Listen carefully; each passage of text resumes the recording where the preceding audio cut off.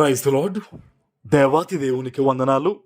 ప్రభు నామమున మీ అందరికీ నా ప్రత్యేకమైన వందనాలు, శుభాలు తెలియచేస్తున్నాను.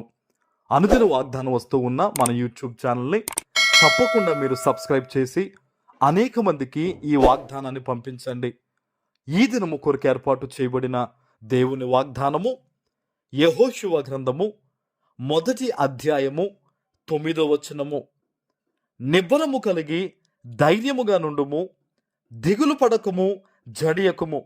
నీవు నడుచు మార్గమంతటిలో నీ దేవుడైన యెహోవా నీకు తోడయ్యుండును.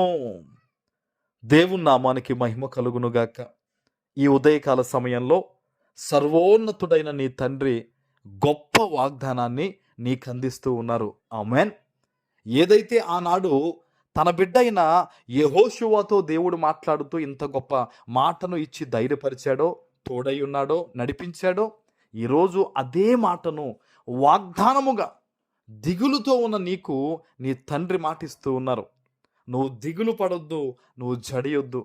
ఈ వాయిదా ఎలా కట్టుకోవాలి, ఈ నెల కుటుంబాన్ని ఎలా పోషించుకోవాలి, ఎలాగ నేను ఉన్నతమైన శిఖరానికి చేరాలి, ఎలా ఈ నిందలు భరించాలి, ఎలా ఈ అవమానాల నుంచి నా మైండ్ తిప్పుకోవాలని అనేక రకాల ఆలోచనలతో, అనేక రకాల ఒక మైండ్ పాడైపోయిన పరిస్థితుల్లోకి వెళ్ళిపోయి ఎవరైతే బాధపడుతూ ఉన్నారో, ఈరోజు నీ తండ్రి చెప్తున్నాడు, నేను నీకు చెప్పాను కదా, నిబ్బరము కలిగి ధైర్యంగా ఉండు, నిబ్బరము కలిగి ధైర్యంగా ఉండు.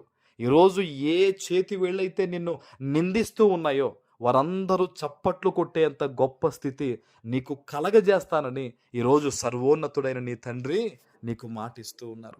ఈరోజు నువ్వు ఎక్కడ అవమానం పాల్పడుతున్నావో దేవుడు అంటున్నాడు, దిగులు పడకము, జడియకము. నువ్వు దిగులు పడొద్దు. ప్రభువా నా భవిష్యత్తు ఏంటి, ప్రభువా నా బిడ్డల భవిష్యత్తు ఏంటయ్యా, అయ్యా నిన్నే ఆశ్రయిస్తున్నానయ్యా, మా దిక్కెవరు ప్రభువా అని నువ్వు బాధపడుతున్నావే. ప్రభు అంటూ ఉన్నారు, దిగులు పడకము, జడియకము. నువ్వు భయపడొద్దు, నువ్వు దిగులు పడిపోయి నీ ఆరోగ్యాన్ని పాడు చేసుకోవద్దు, నువ్వు నాకు అప్పగించు, నేను సరిచేస్తానని ఈరోజు ప్రభు చెప్తూ ఉన్నారు. నీవు నడుచు మార్గం అంతటిలో నీ దేవుడైన యెహోవా నీకు తోడై ఉంటానని ఆయన మాటిస్తూ ఉన్నాడు.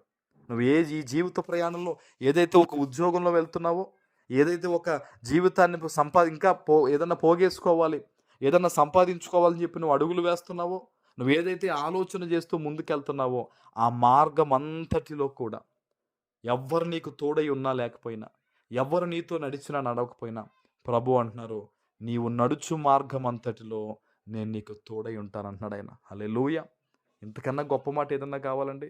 ఆయన ఉంటే ఎడారిలోనైనా మనం ప్రయాణం చేయొచ్చు, ఎడారి వంటి పరిస్థితులైనా కూడా. ఆయన ఉంటే నీళ్లు లేని చోటైనా మనం ప్రయాణం చేయొచ్చు.